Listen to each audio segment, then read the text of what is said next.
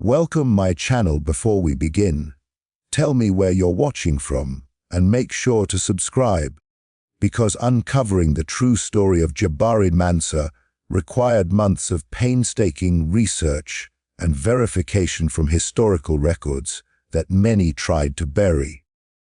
This is the story of a man whose life, courage, and resilience were almost erased from history, but whose legacy deserves to be remembered.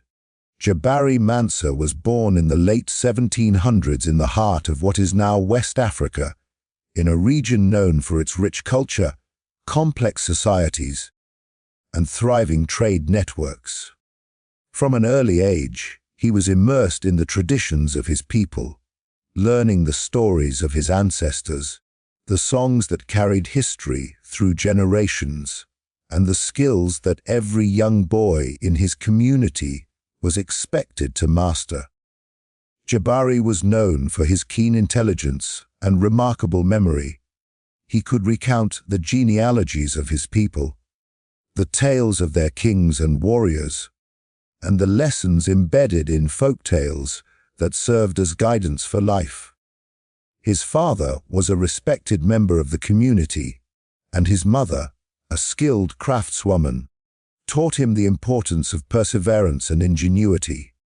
Growing up, Jabari was not only educated in survival and practical skills, but also deeply instilled with a sense of identity, pride, and connection to his people and their land. Life in West Africa, however, was not without its dangers. Rivalries between local kingdoms, raids, and the pressures of the growing transatlantic slave trade were constant threats. Jabari's village, though thriving, was ultimately vulnerable to these forces. He witnessed, even as a child, how neighboring villages were attacked, families torn apart, and young men and women taken away to be sold to foreign traders. These traumatic experiences shaped him, instilling both fear and resilience, a combination that would later define how he survived the unimaginable journey ahead. As a young man, Jabari was known for his strength and courage. He trained in hunting, wrestling, and combat, skills that were essential in his community for both protection and proving one's ability to contribute to society. But even as he mastered these skills, the looming shadow of the slave trade threatened everything he held dear. Traders from coastal ports were becoming increasingly aggressive, capturing individuals to be sold to European ships bound for the Americas. Jabari's family and community tried to take precautions, hiding those most at risk and reinforcing village defenses. But the scale and reach of the trade made resistance almost impossible. Despite the growing danger, Jabari's early life was also filled with moments of joy, community, and learning. He took part in ceremonies, harvest festivals, and rites of passage, absorbing the deep cultural traditions that had sustained his people for centuries. His connection to the spiritual world, to the stories of his ancestors, and to the natural environment around him was profound. This sense of grounding, of belonging, would later become the inner strength that carried him through the unimaginable trials of the Middle Passage and the plantation system in America. Ultimately, Jabari Mansa's early life represents more than just a personal history. It is a snapshot of the world that the transatlantic slave trade sought to dismantle. It reminds us that those captured and enslaved were not nameless, faceless victims. They were individuals with families, communities, traditions, and dreams. Jabari's childhood, his education, his training, and his connection to his people were violently disrupted. Yet they also became the foundation for his resilience. Every skill he learned, every story he remembered, and every value he absorbed became a tool for survival and resistance. Once he was uprooted from the only world he he had ever known. Jabari's story as a boy is, in many ways, a testament to the humanity and dignity of those enslaved. While records of his life were deliberately erased, the glimpses we can reconstruct through historical research reveal a young man whose intelligence, bravery, and cultural grounding were extraordinary. They were the qualities that would allow him not only to survive, but to leave an imprint on history, even when the powers of his time tried to ensure that his story would never be told. The moment Jabari Mansa was captured and taken from his home marked the beginning of a journey that no human should ever endure, the infamous Middle Passage. This voyage across the Atlantic was one of the most brutal and dehumanizing experiences in history, and for Jabari, it would test every ounce of his strength, courage, and resilience that had been cultivated during his early years in West Africa. Captured by raiders during a violent raid on his village, he was bound with other men, women, and children and forced onto a ship designed for transport, not life. The vessel itself was a floating prison, its wooden deck groaning under the weight of hundreds of captives, the air thick with filth, sweat, and the stench of disease. Jabari had survived attacks and the occasional violence within his village, but the Middle Passage was a different kind of terror. Shackled to strangers in the dim, suffocating hold of the ship, he was forced to endure days without fresh air, minimal food, and no freedom of movement. Disease spread quickly, dysentery, smallpox, and fevers swept through the captives, claiming lives by the dozens. Jabari witnessed death up close, men who had been laughing and talking the day before, children crying for their mothers, and women screaming in agony. Each sound of despair, each life extinguished, left a mark on him. Yet, amid this horror, he relied on the lessons of his early life: patience, observation, and an inner strength that refused to be broken. Even in such conditions, Jabari's intelligence and presence of mind allowed him to survive where many others did not.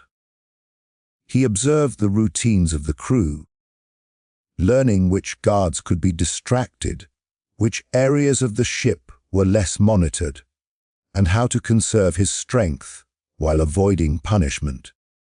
He shared morsels of food with others, offering comfort to those too weak to stand, creating small pockets of humanity in a place designed to erase it. In those dark, crowded holds, Jabari's natural leadership began to emerge.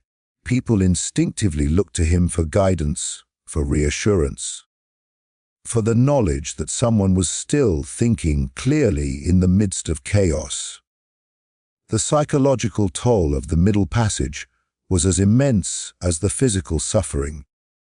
Captives were stripped of their names, their clothing, and often their memories of home. Yet Jabari clung to his identity. He recited the stories of his village quietly in his mind, recalling the names of his family members, the songs of his people, and the lessons of his elders. These memories became a lifeline, a mental anchor that preserved his sense of self while the world tried to reduce him to a commodity. This inner resilience set him apart, not just as a survivor, but as a young man determined to endure the unthinkable.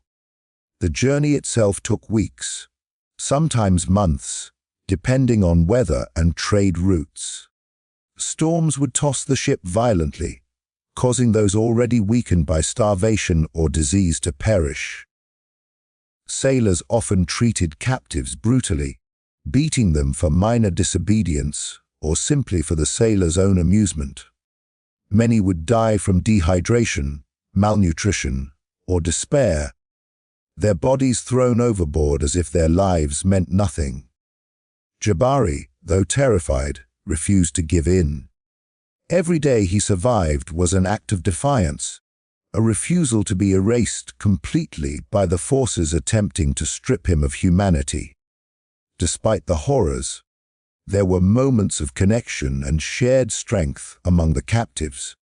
Jabari observed secret ways of communicating, gestures, whispers, and songs carried quietly below decks. He learned to recognize the courage in others and to support them, even in small ways. These fleeting acts of solidarity offered hope, reminding him that even in the darkest places, human connection and dignity could endure. When the ship finally approached the American coast, Jabari had already lost countless companions to the brutal journey. The trauma of the Middle Passage left a lasting mark, a physical toll, visible in his weakened body, and an emotional weight etched deep into his memory. But through it all, he survived. His early training in resilience, his intelligence, and his determination to preserve his sense of self had carried him across the ocean. He arrived in a new land, not as a free man, but as a captive, with the knowledge that his fight for survival was far from over. Jabari Mansa's passage across the Atlantic is more than a story of suffering. It is a testament to the extraordinary human spirit. While the Middle Passage was designed to erase identity, hope, and life itself, Jabari survived through mental fortitude, resourcefulness, and courage. The skills, values, and memories he brought from Africa became his weapons of survival in a world that sought to deny him both his humanity and his story. Once Jabari Mansa arrived in America, the true weight of enslavement became immediately clear. The ship's hold was only the beginning. Stepping onto the shores of a new land meant entering a world where his every action, thought, and even breath could be controlled by others. He was sold at auction in a port city, his body examined like livestock, stripped of dignity, and assigned to a plantation deep in the southern states. From that moment on, Jabari's life was no longer his own. He was given a name by the master or overseer, a name he did not choose, and ordered to labor endlessly from dawn to dusk under the scorching sun.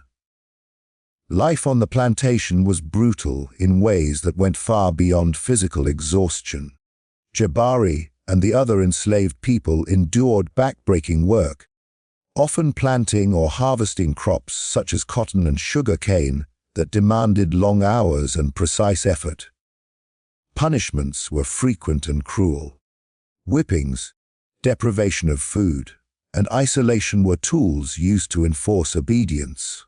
Yet Jabari's strength, cultivated in his early years, allowed him to endure. He observed the rhythms of the plantation, learning to anticipate the overseer's moods and the times when rest could be stolen in small moments. These small strategies were essential for survival, not just for him, but for those around him who often turned to him for guidance.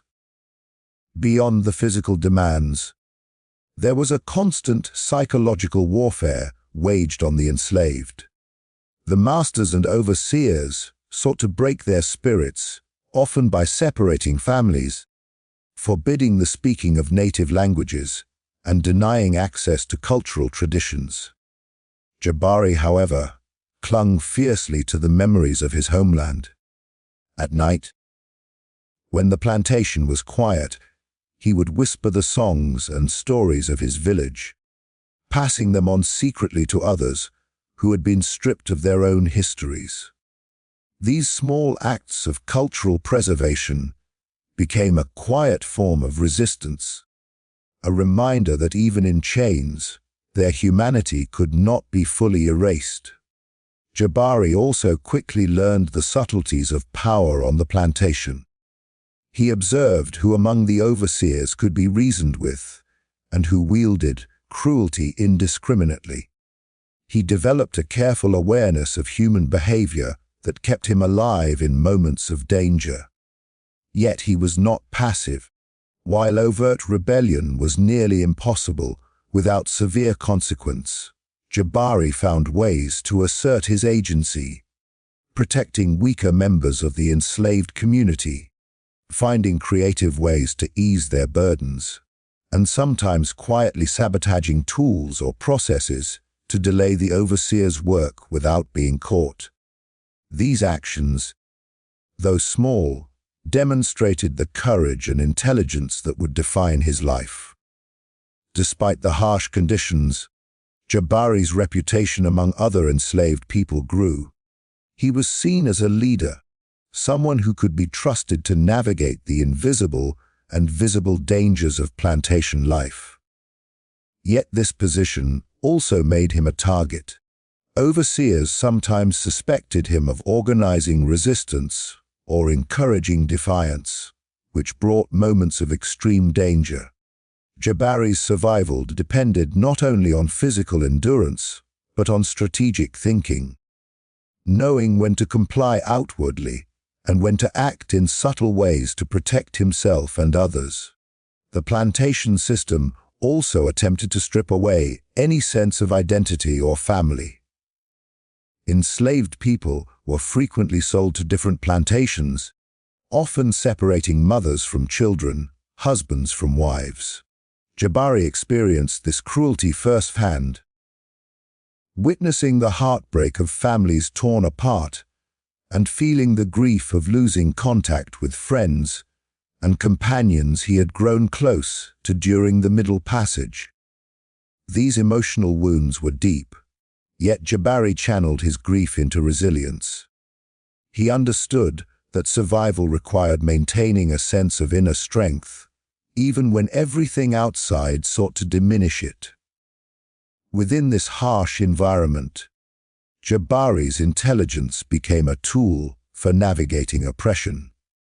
He learned the practical knowledge necessary to survive, reading the behaviors of animals and weather patterns to aid work, remembering which crops required careful attention, and quietly educating others on survival techniques. More than just surviving, he became a source of guidance and inspiration for those around him, someone who reminded them that even in the darkest conditions, survival was possible and dignity could be preserved. Yet the plantation life was not only about physical and emotional survival, it was also about the ongoing theft of his story. The world around him tried to erase who he was, where he came from, and the life he had lived before capture. Histories, languages, and customs were forbidden, and yet Jabari carried them internally. He preserved them in whispers, in secret songs, and in the shared memories of others who remembered their own homes. These intangible acts of preservation were a rebellion in themselves, a way of asserting that he remained Jabari Mansa, even if the plantation insisted he was property. In many ways, the plantation tested every lesson he had learned in West Africa and every survival skill he had honed during the Middle Passage. Every day was a negotiation between compliance and resistance, endurance and defiance. And though the records of his life were often intentionally obscured or destroyed, the traces of his resilience survived in oral histories, hidden documents, and the stories passed down quietly by those who had known him. Jabari Mansa's life on the plantation demonstrates that survival under slavery required far more than physical strength. It demanded intellect, courage, emotional resilience, and the ability to preserve one's identity in the face of relentless dehumanization. His experiences in those fields, under the oppressive sun, and among people forced to endure similar suffering, became the crucible that shaped the man who would later resist erasure and leave a legacy that history cannot fully silence. Jabari Mansa's story was not only one of survival, but also of remarkable resistance and resilience. Despite being enslaved in a system designed to strip him of every ounce of identity, he found ways to assert his presence, protect others, and preserve the dignity of his people in ways that were subtle but profoundly courageous. Resistance did not always mean open rebellion. In a world where even minor defiance could result in severe punishment or death, survival itself was an act of defiance. For Jabari, resistance took many forms, and each one revealed the depth of his intelligence, strategic thinking, and moral courage. One of the most critical ways Jabari resisted was through leadership among the enslaved. People naturally gravitated toward him, sensing his calm strength and clarity of mind. He quietly taught others survival strategies, how to avoid the overseer's attention, how to preserve food and water, and even how to communicate in secret ways that could not be detected by the plantation guards. These small lessons saved lives and fostered a sense of solidarity, reminding the enslaved community that they were not alone.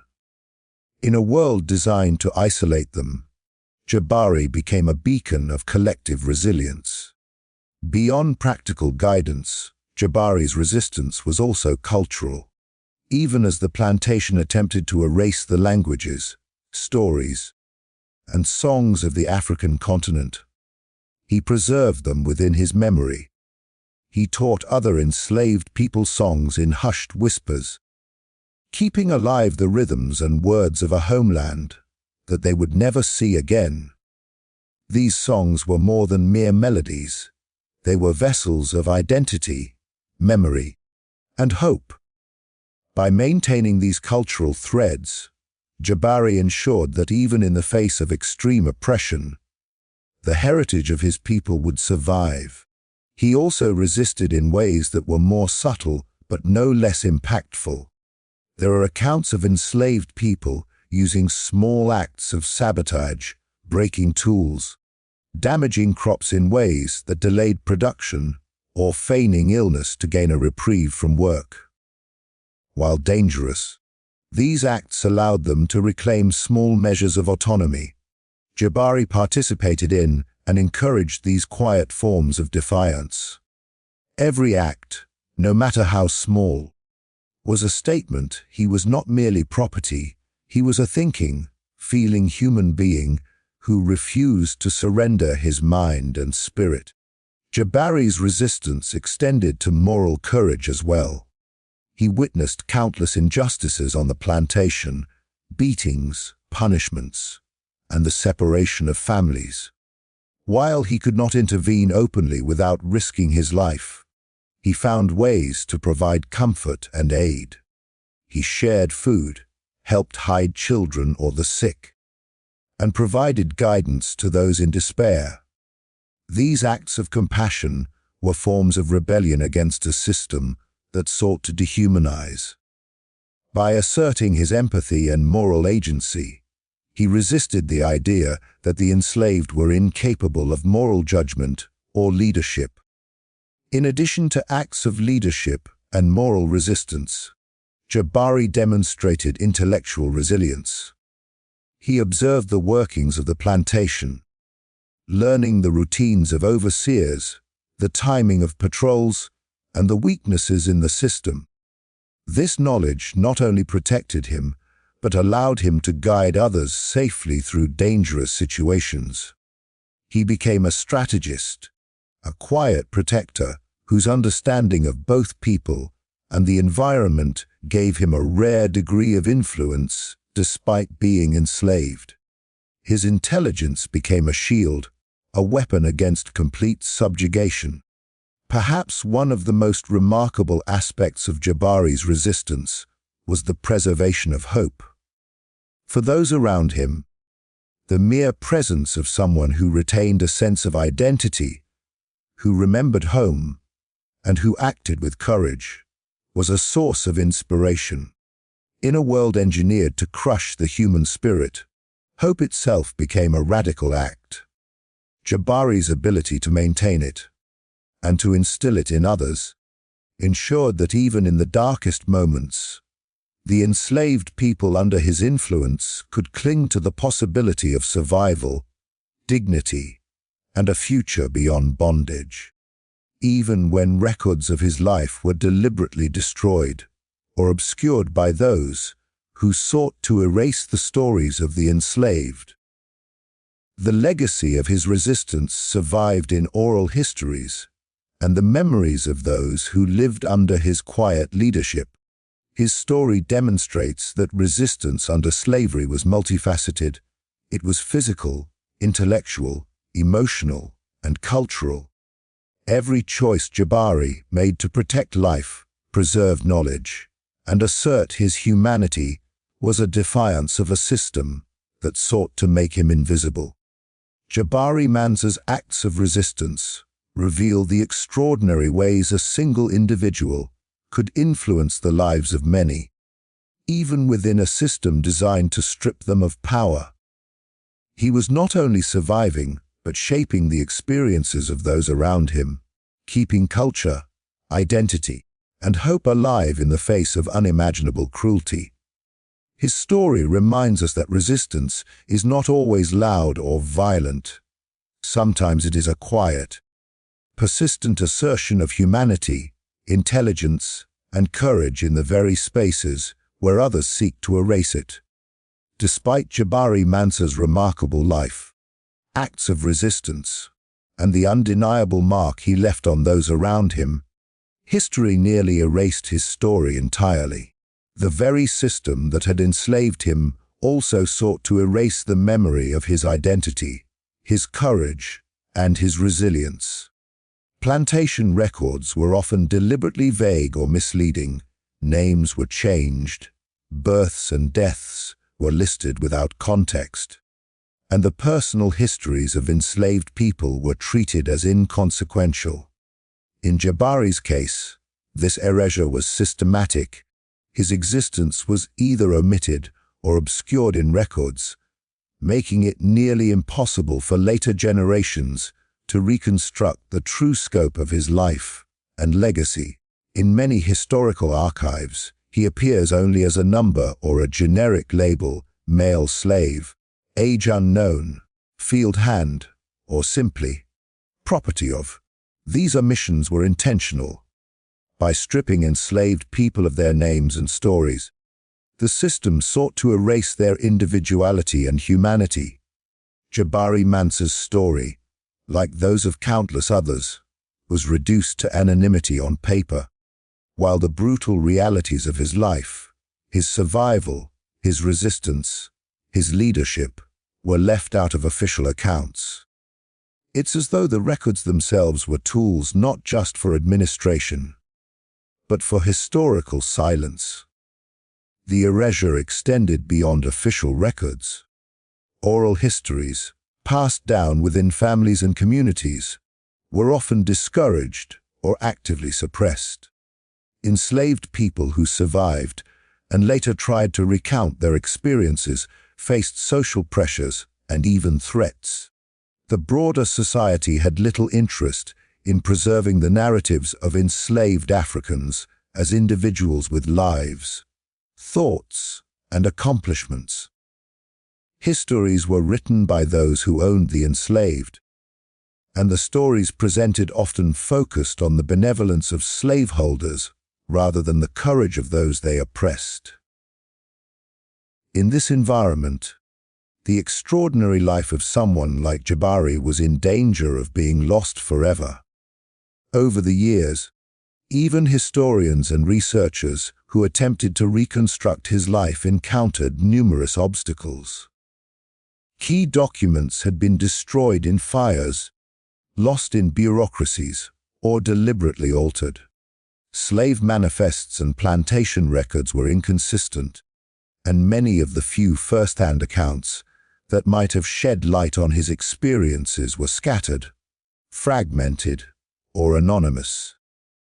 Those fragments that remained often lacked the personal details that would have given insight into his personality, his intellect, or the strategies he used to resist oppression.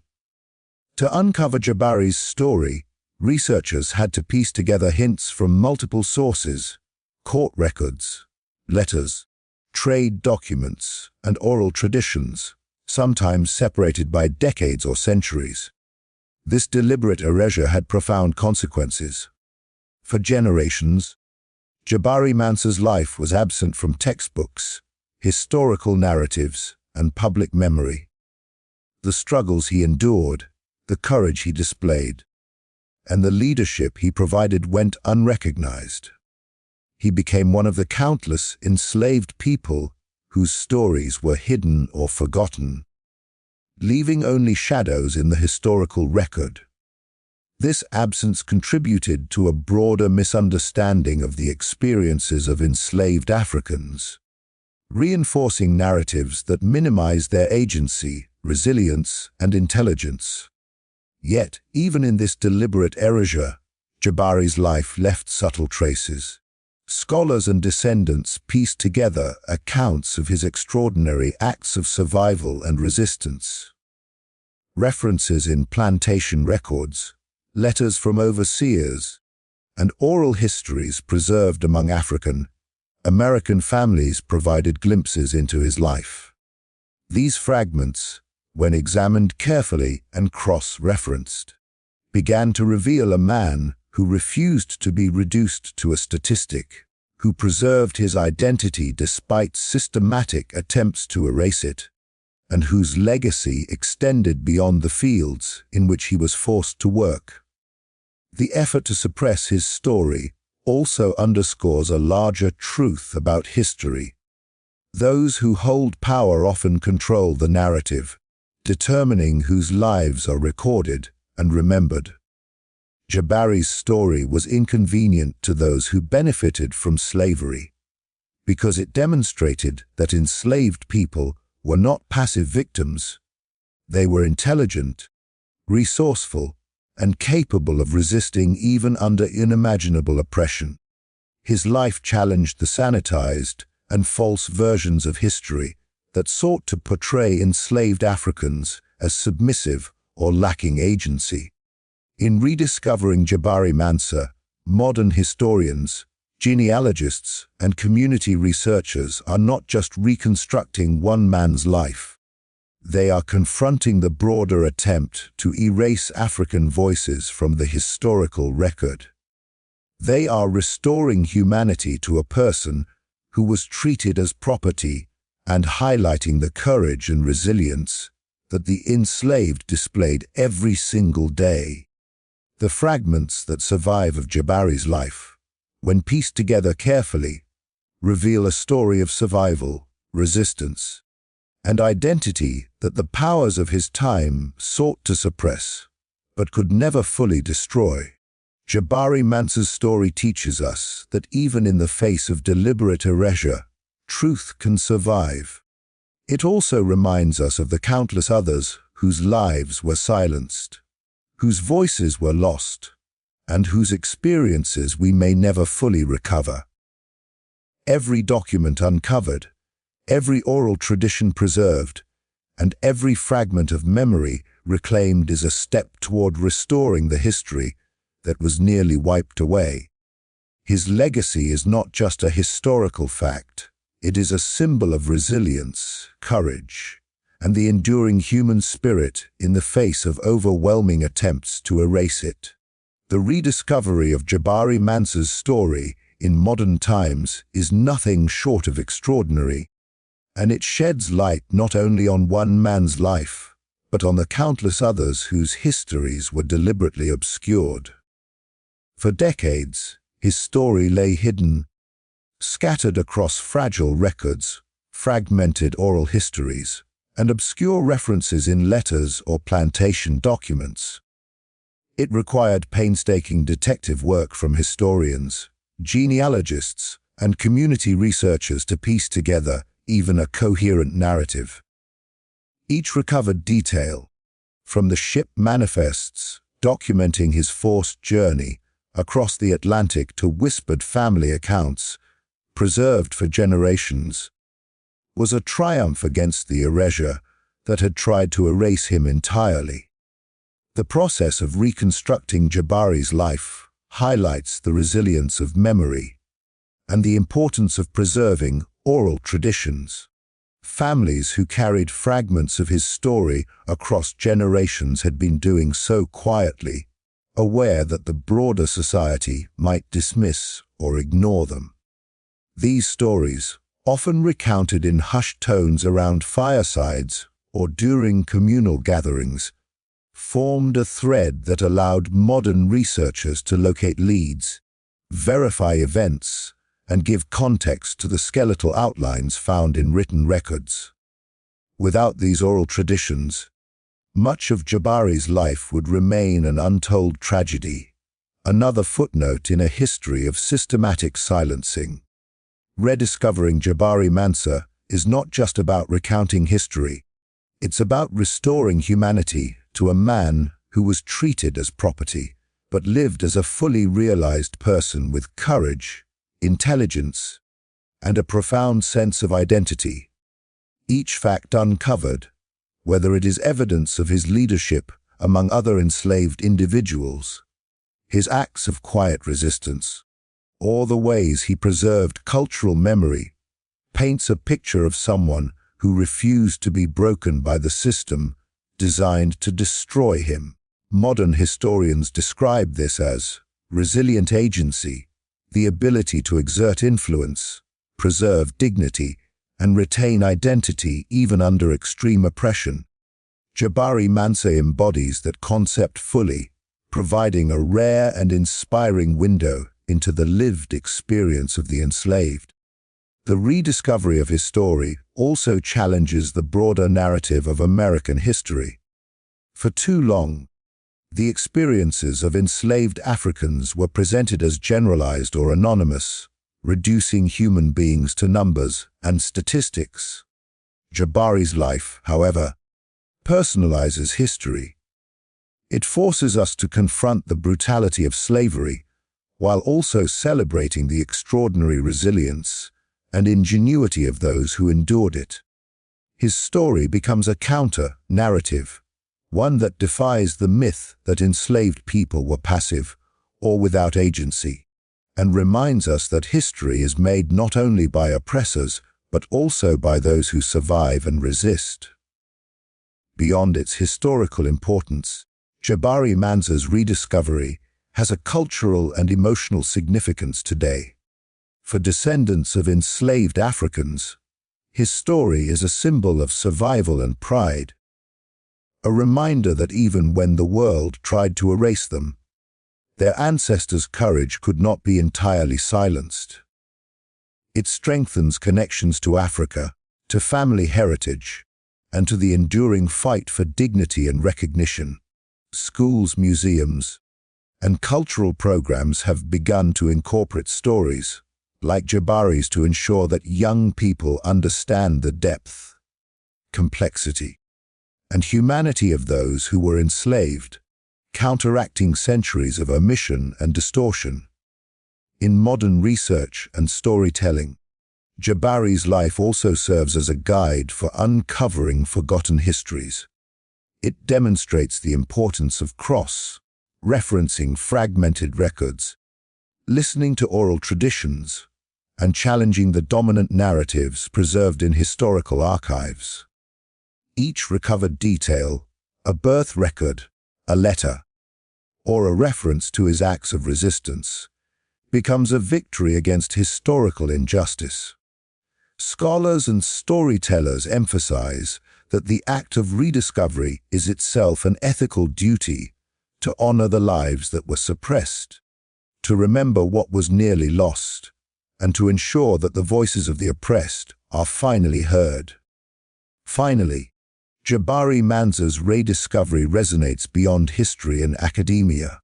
It is a story with lessons for today about resilience, identity, and the power of memory.